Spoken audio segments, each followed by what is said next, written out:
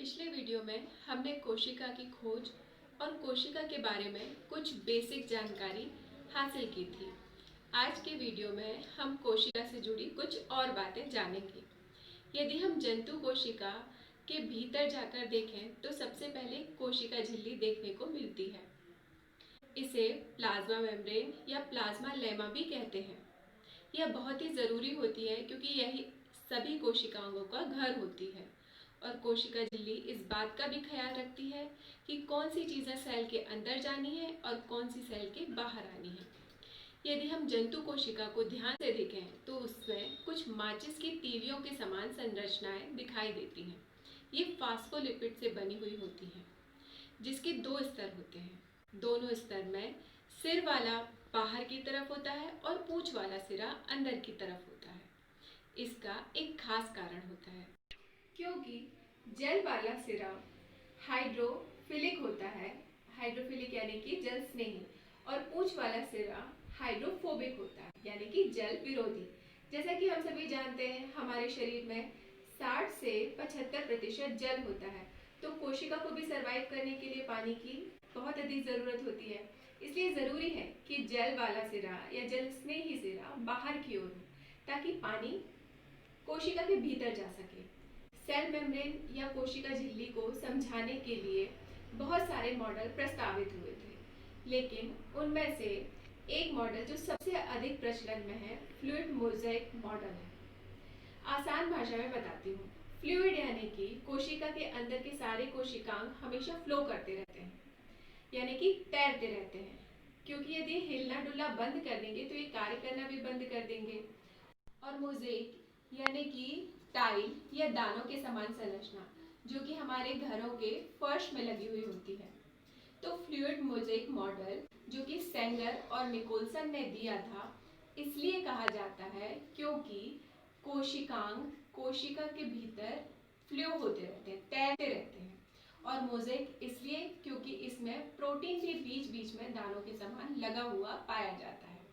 तो शुरुआत में हमने बात की थी कि प्लाज्मा मेम्ब्रेन के अंदर अणुओं का आदान प्रदान होता रहता है। अब हम जानेंगे कि ये होता कैसे है। असल में ये 3 प्रकार से होता है। पहला प्रकार डिफ्यूजन या विसरण। इसमें उच्च सांद्रता से निम्न सांद्रता की ओर स्वतः ही गमन होता है। सेल के बाहर ऑक्सीजन की मात्रा ज्यादा होती है तो वह अंदर जाती है और इसी तरह से CO2 भी बाहर निकल जाती है। और यही होता है पानी के साथ। पर क्योंकि पानी का बहुत इम्पोर्टेंट रोल है तो इसके लिए एक अलग से नाम दिया गया, परासरण या ऑस्मोसिस। इसमें होता क्या है, पानी के अणु उच्च सांद्रता से निम्न सांद्रता की ओर जाते हैं या गमन करते हैं।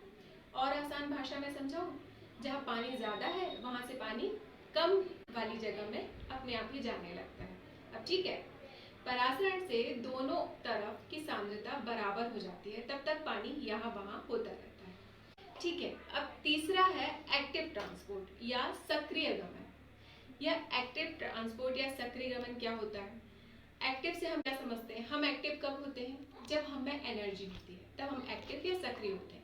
इसी तरह सेल में सक्रिय गमन के लिए एनर्जी की जरूरत होती है, क्योंकि यह जो गमन होता है ना, उल्टी दिशा में होता है, यानी कि निम्न सांद्रता से उच्च सांद्रता में होता है। इसके लिए ऊर्जा की जरूरत होती है और ऊर्जा एटीपी अणु के रूप में मिलती है, जिसे एडिनोसिन ट्राइफॉस्फेट कहते हैं। यह बहुत ही महत्वपूर्ण होता है, एटीपी को हमेशा याद में रखना। तो शुरू के जो 2 तरीके हैं, विसरण और परासरण, इसमें अणुओं को यहाँ से वहाँ जाने के लिए किसी तरह की एनर्जी की जरूरत नहीं होती, क्योंकि यह सीधा गमन होता है। इसमें उच्च सांद्रता से निम्न सांद्रता की ओर अणु अपने आप ही गमन करते हैं। लेकिन जो तीसरे प्रकार का गमन है, इसमें एनर्जी की जरूरत होती है, क्योंकि इसमें आवागमन उल्टा हो जाता है। निम्न सांद्रता से उच्च सांद्रता की ओर अणु गमन करने लगते हैं। तो अब हम सांद्रता के आधार पर विलयन के प्रकारों को समझेंगे। ये 3 प्रकार के होते हैं। समपरासरी विलयन यानी कि आइसोटोनिक विलयन। जब कोशिका के अंदर बाहर के विलयन की सांद्रता बराबर होती है तो इसे आइसोटोनिक सॉल्यूशन कहते हैं। दूसरा, अतिपरासरण दाबी विलयन या हाइपरटोनिक सॉल्यूशन। जब कोशिका के अंदर की सांद्रता बाह्य द्रव की सांद्रता से अधिक होती कोशिका के अंदर का लिक्विड बाहर निकल जाता है और कोशिका सिकुड़ जाती है। तीसरे प्रकार का है अल्प परासरण दाबी विलयन यानी कि हाइपोटोनिक सॉल्यूशन। जब कोशिका के बाहर के विलयन की सांद्रता अधिक होती है तो कोशिका के अंदर अंतः परासरण के कारण कोशिका फूल जाती है।